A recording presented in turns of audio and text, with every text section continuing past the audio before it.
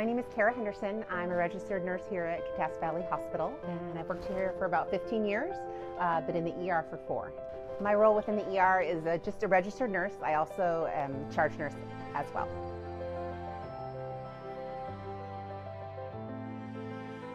When a mental health patient presents in the emergency department, either with law enforcement or of their own free will, a patient will get a triage, either in a room or in our triage room. We'll then ask you to give a urine sample as well as donate blood for us so that we can check for any medical complaints that we can find in the lab work that could be causing the symptoms that the patient is experiencing. The next step would be to get into a gown. We will put all your belongings into a bag and it will be safely stored in a locker.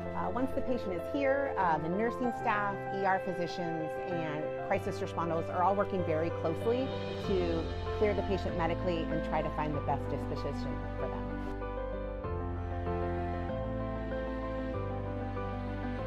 There aren't many differences from an officer bringing in a patient to just a patient off the sidewalk coming in. I would say the difference is there's certain tests we run for mental health patients.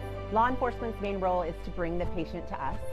They also ensure the patient safety as well as the staff safety. When law enforcement brings in a patient, some of the main questions I have are past medical history, what just happened that led to this patient being brought into me.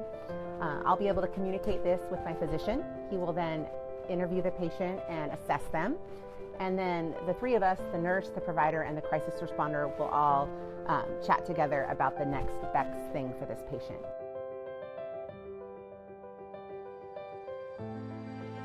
Safety is always a priority in the emergency department, not only for our patients, but for our staff. And so we remove items, things that patients could hurt themselves with or staff, and those are moved so that we can all maintain a safe environment.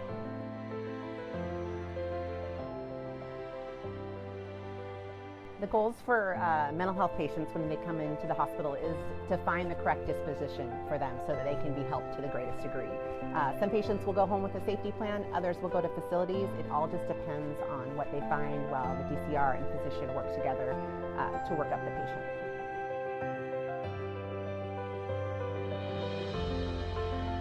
When a mental health patient presents to the ER, the timeline is very wide. It can be anywhere from a few hours to 24. It really depends on the presentation and the factors at play. If there are substances involved, normally that can extend the time because our crisis staff cannot evaluate you until some of those have cleared.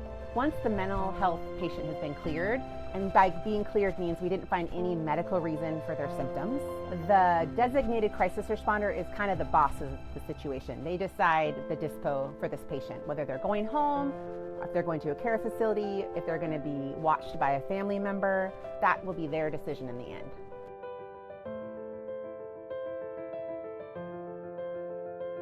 It is a rare day that we don't care for mental health patients in our emergency department. I would say more days than not, we are taking care of mental health patients. I just really want to reiterate, our main goal is to help. It can sometimes maybe not come across that way when you're accessing us with law enforcement, but our bottom line is that we want to help and we want to ensure safety. That is our main goal and our heart.